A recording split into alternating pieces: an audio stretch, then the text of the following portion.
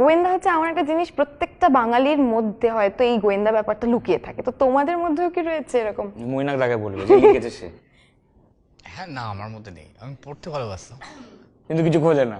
কিছু ভুল, মানে আমি চেষ্টা, ধরো ইনভেস্টিগেট করার চেষ্টা করেছি লাইফে, কিছু ভুল ইনভেস্টিগেশন বেরিয়েছে।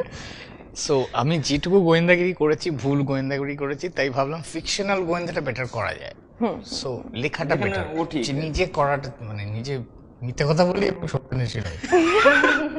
আচ্ছা, তোমাদের সাথে এরকম কোনো এক্সপিরিয়েন্স কিছু তো হবেই।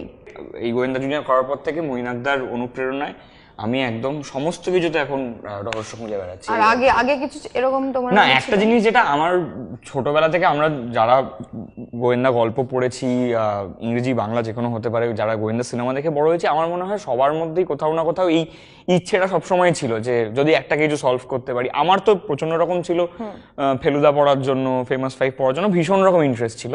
এবং আমার মনে হয় কোথাও একটা এই ছবিটা সেই অ্যাডভেঞ্চারাস স্পিরিট, যেটা আমার মনে হয় সমস্ত বাচ্চার মধ্যে কোথাও না কোথাও থাকে, আমাদের সবার মধ্যে ছিল কখনো না কখনো, সেইটার সেই অ্যাডভেঞ্চারাস স্পিরিটটাকে খুঁজে বার করে। এবং চরিত্রটাও সেরকম একটা বয়সের চরিত্র, বিক্রমের 16 বছর বয়স।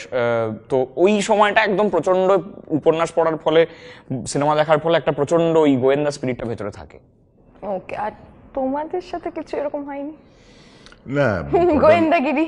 হ্যাঁ, ঘটনাটা হচ্ছে যে ছোটবেলায় ও এখন বলছে স্কুল টুলে পড়েছে, এই গোয়েন্দা গল্প পড়েছে, মৈনাক বলছে গোয়েন্দা গল্প পড়েছে।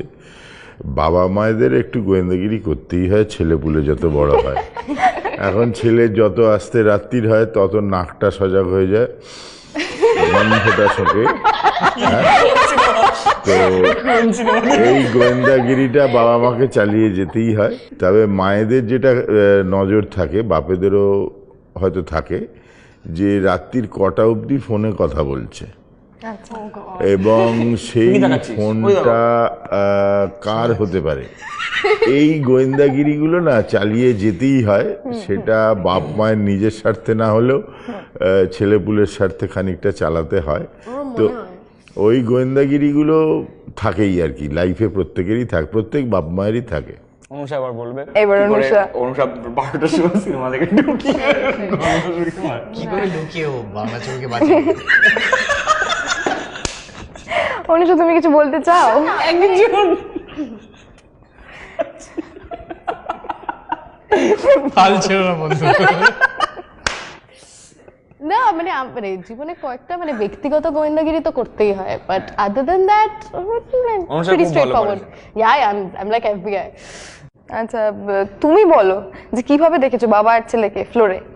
আমি লিটারালি গত বছর বাবা ছেলে হিসেবে দেখেছি, অফ স্ক্রিন বাবা ছেলে হিসেবে দেখেছি। এবং এবার শ্বশুর জামাই না, অলসো লেখার সময় আমার মনে হয়েছিল, ছবিটা বানানোর সময়, যে কোথাও না একটা জ্যাঠা ভাইপোর সম্পর্কটা, বা এই গল্পটার মধ্যে একটা ডিটেকটিভ স্টোরি, একটা গোয়েন্দা গল্প, তার সঙ্গে কিন্তু একটা বাবা ছেলের গল্প।